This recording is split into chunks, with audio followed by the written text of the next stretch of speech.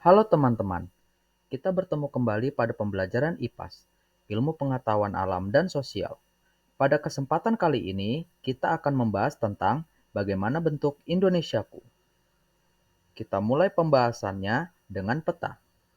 Peta adalah gambar sebagian atau seluruh permukaan bumi pada bidang datar dengan skala tertentu. Peta dibagi menjadi 4 jenis, yaitu peta topografi. Adalah peta yang menggambarkan permukaan bumi lengkap dengan reliefnya dalam bentuk garis kontur. Garis kontur adalah garis pada peta yang menghubungkan tempat-tempat dengan ketinggian yang sama.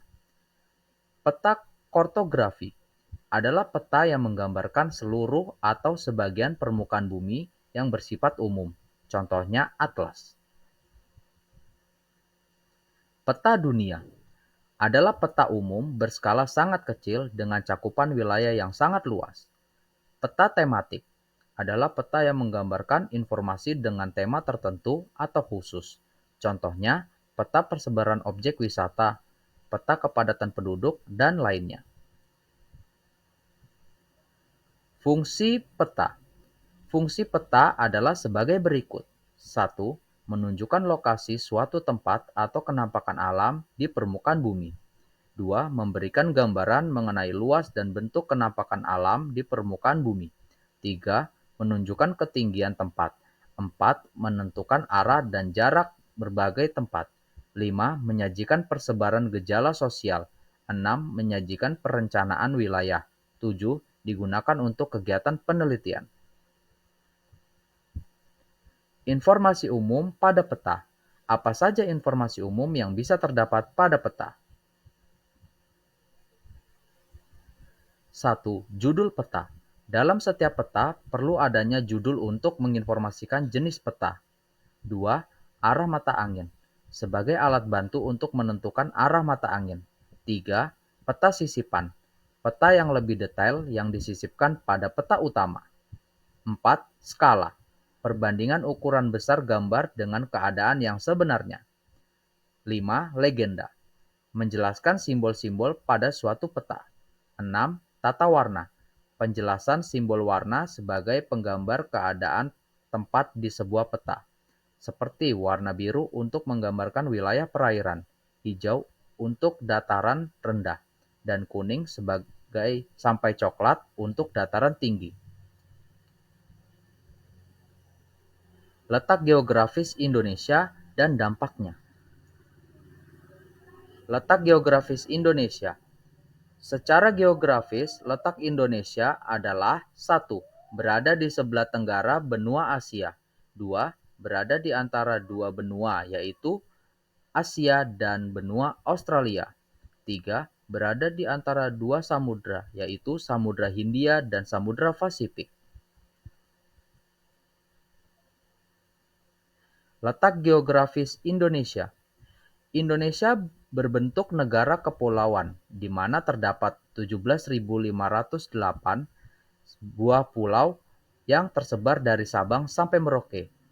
Indonesia adalah negara kepulauan terbesar di dunia. Luas wilayah Indonesia adalah 5.193.250 km persegi.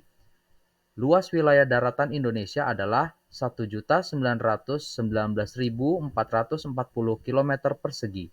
Luas wilayah lautan Indonesia adalah 3.273.810 km persegi. Indonesia sebagai negara maritim. Negara maritim adalah negara yang sebagian besar wilayahnya berupa perairan atau memiliki kawasan laut yang luas.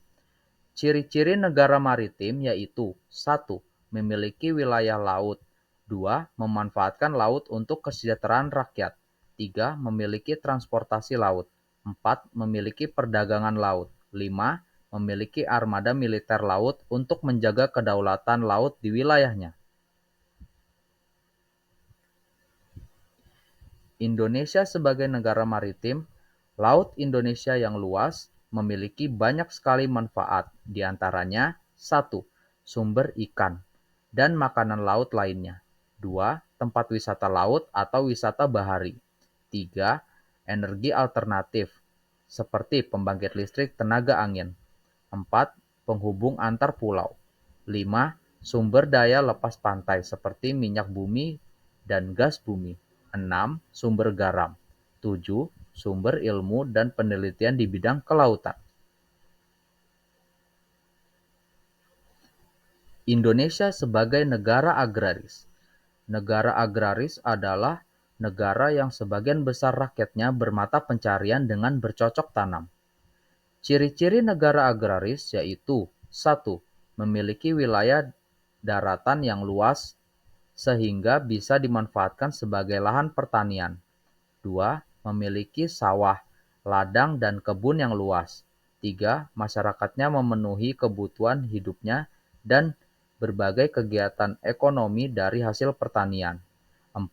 Umumnya negara agraris juga berkaitan dengan bidang peternakan karena pakan ternak yang baik juga dapat dibuat dari hasil pertanian.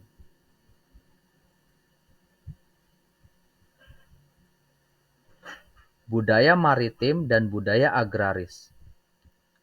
Masyarakat Indonesia memiliki budaya yang dipengaruhi oleh kebiasaan masyarakat dan kondisi alam di daerahnya, yaitu budaya maritim dan budaya agraris. Contohnya adalah sebagai berikut. 1. Perahu tradisional. Perahu merupakan kebutuhan penting agar masyarakat bisa tetap terhubung antar pulau dan untuk mengeksplorasi sumber daya alam laut.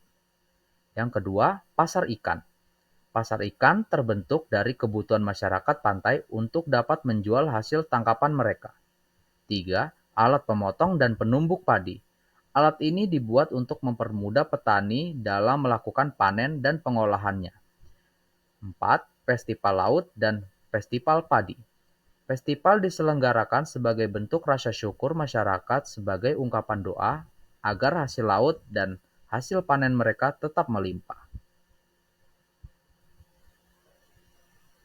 Baik, kawan-kawan semua, sampai di sini dulu perjumpaan kita. Sekian dan terima kasih. Wassalamualaikum warahmatullahi wabarakatuh.